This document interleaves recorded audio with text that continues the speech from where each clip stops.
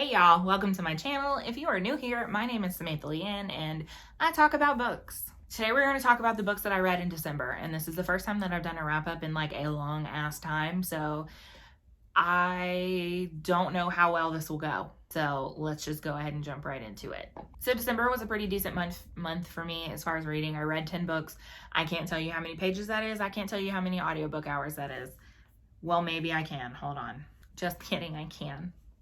So pages that I read were 3,476, but it was 119 hours of audio.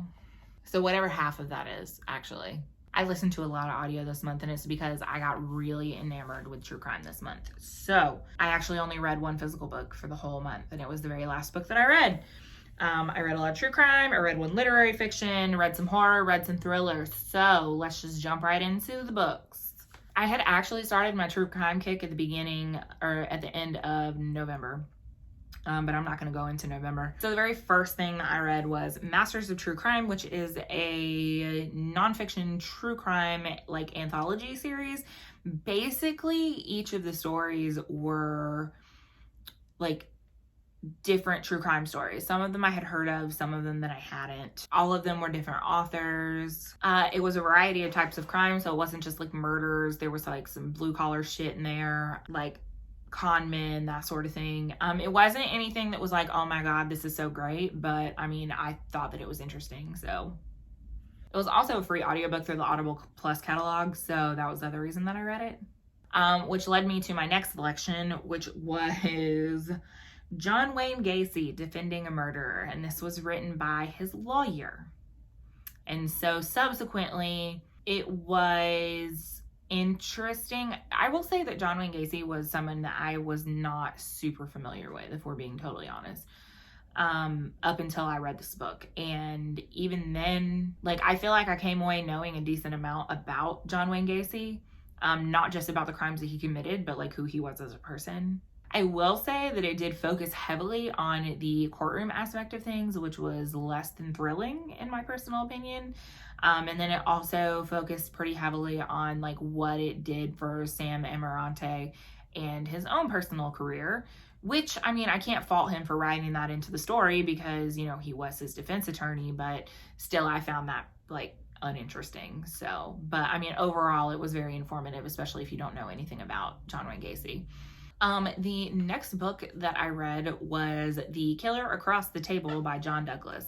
Now, I have read several of John Douglas's books, and I have really enjoyed the ones that I have read. This one was no exception, and one of the things that I really enjoyed about this one is this kind of portrayed more of the, if you guys have seen Mindhunter, which if you're not aware, this is the guy that Mindhunter was based off of. If you've seen Mindhunter, there are some segments of the show where they sit down and they have like full out conversations with these serial killers who are incarcerated. This book is more geared towards that idea and how some of the conversations that he has had with serial killers have helped them understand like different crimes, and not even just the crimes that they themselves have committed, but, you know, have helped them in other cases as well. One of the things that I found really interesting is that one of the stories that he talks about in length or at length was a case that happened here in my home state of South Carolina.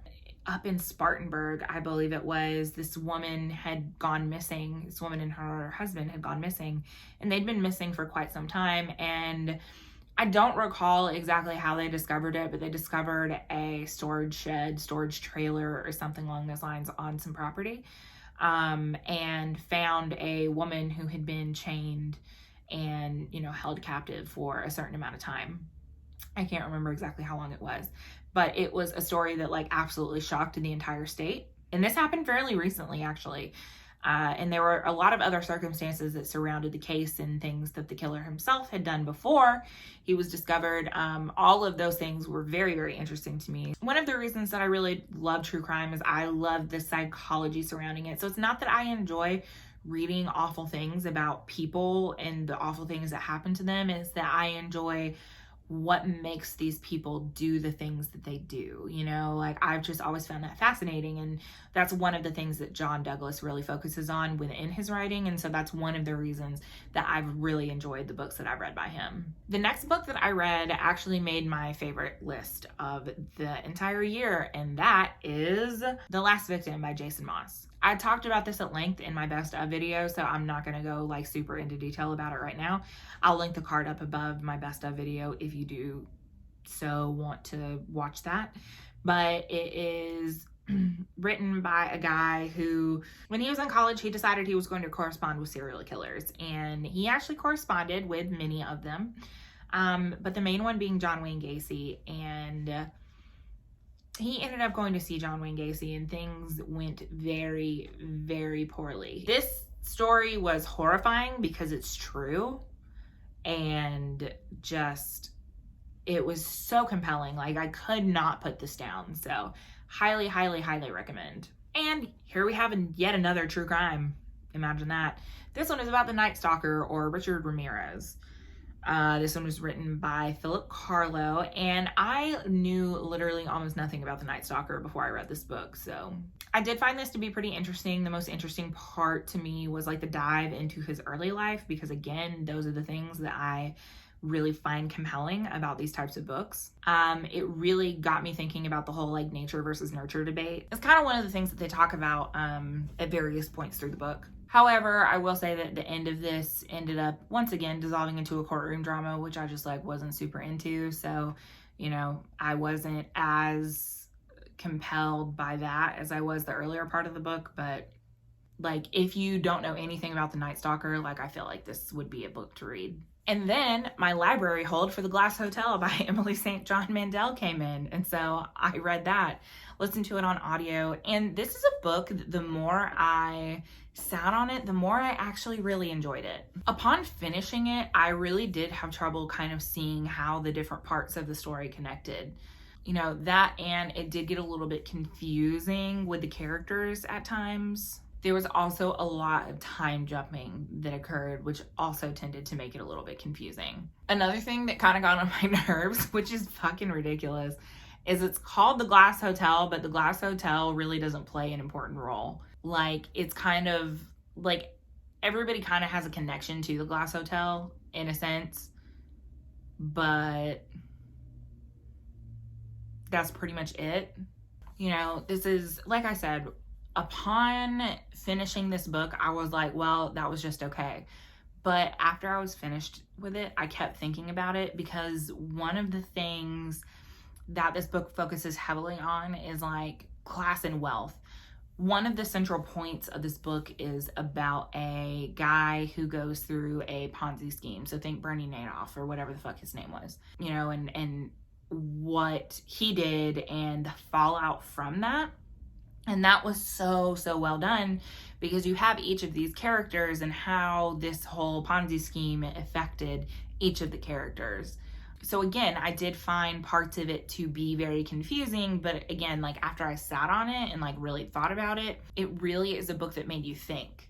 But I think, you know, like I said, the overall like biggest theme, one of the overall biggest themes within this book was class and wealth, and then just like how we connect to different people. Because again, like I found the characters to be a little bit confusing at times, but I also, at the end and after I really continued to think about it, really saw how all of their stories connected.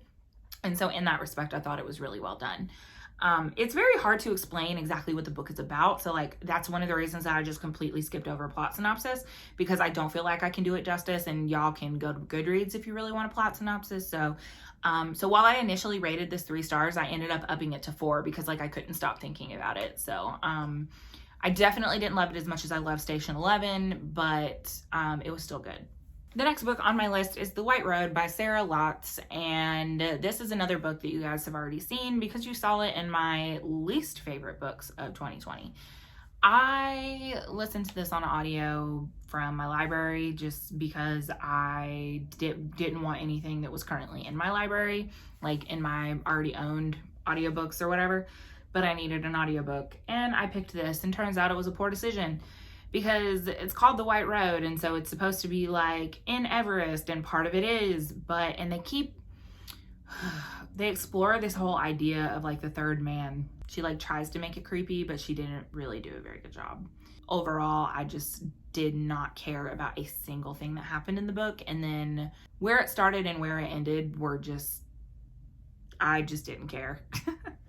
I know that that sounds bad, but I mean, I just don't feel like she did a very good job of making me care about the characters, or what was happening to him, the main character, or the story or anything. So it is what it is. But yeah, I did not love it. So again, it's in my worst of, like, I'm not going to spend a bunch of time on it. And again, this next book, I'm also not going to talk a lot about because it's After the People Lights Have Gone Off by Stephen Graham Jones, which was in my best of horror of 2020.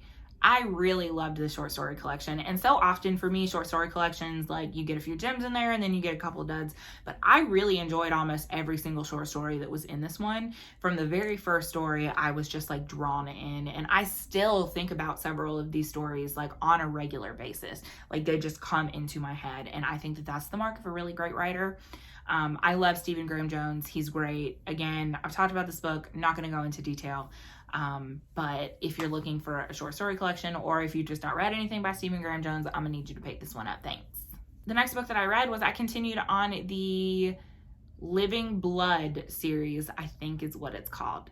African Immortals, that's what it's called. The series from Tananarive. Read book number 2 in her African Immortals, and that is The Living Blood. I liked this less than the first book, but it was not a bad book. It was just long. There was a lot going on. The pacing was not awesome, though there was more of a supernatural element in this, which I did appreciate. There were a lot more characters, a lot more players in this book, which at times made things a little bit confusing, and I had trouble figuring out how they all related to the main storyline, or like where she was gonna go with it. Subsequently, I do feel like that made the story drag a little bit. I feel like it was a little bit longer than it needed to be. One of the things that I did really enjoy is the fact that we did get to spend a little more time with Alex, Jessica's sister. I liked her as a character, and I really liked her story arc through this. I'm not gonna talk about the plot because it's the second book in a series, but this is a 4-book series, so definitely going to end up finishing it, hopefully sooner versus later, because we know how well I do with series. And the very last book that I read in 2020 was Sharp Objects by Gillian Flynn. This is probably my favorite book that I read by Gillian Flynn, and I was feeling a little bit slumpy, so I just needed to reread something that I knew I was gonna like, and I was really in the mood for a thriller, so I decided to pick this back up. One of the things that we see so often in writing is that these male characters are just so fucked up, and they're allowed to be fucked up, while women characters don't often get that luxury. And Gillian Flynn says, no, fuck you. My characters are messed up and damaged, and they don't owe you shit, right? I have always loved that about her writing. One of the reasons I think that I love this book as much as I do is because I love the way that it ended. This is a book that heavily discusses family dynamics and the dynamics of a mother-daughter relationship. One of the things that I love about it is the fact that Camille, even though she is undoubtedly super fucked up, and there is a romantic relationship that she does get involved with within the book, she doesn't find her healing or try and find her healing through a romantic relationship. And I found that to be very refreshing. I see so often in writing, especially women, where they want to find their healing with another person, and it always has to be some kind of romantic interest, and we didn't see that here. This book ended with Camille trying to, and this isn't a spoiler because I'm not telling you anything that happened between the, now and the end, but this book ended with Camille really trying to find her healing through a found family, which, again, I loved that because it shows that sometimes your blood family isn't shit, and it's about, making genuine connections with people who actually care about you, and recognizing that, giving those people a chance in your lives. The way that whole recovery goes at the end felt really authentic to me, And again, her development through the book, I also feel like she just did a really good job with. So I really loved the way that Camille is written and just the way that it ended. So I think this one is my favorite, but Dark Places, now that I've reread that, is definitely a close second. So, all right, so those are the books that I read in December. I feel like this was a very, very quick wrap up, and I think the reason for that is because it was a ton of nonfiction and there just isn't very much to say about nonfiction. It was also only 10 books, and usually I read more than that. But all right, that is all I have for you guys today. Have you read any of these books? If you have, comment down below and let me know what you thought of them. As always, if this is your first time here, hi, hello, and welcome. If you like what you see and you want to see more, you can click thumbs up. You can hit subscribe if you haven't already. You can also find all of my social media links in the down bar below, as well as a variety of other ways that you can support me if you so desire to. As always, thank you guys so very much for watching, and I will see you all next time. Bye.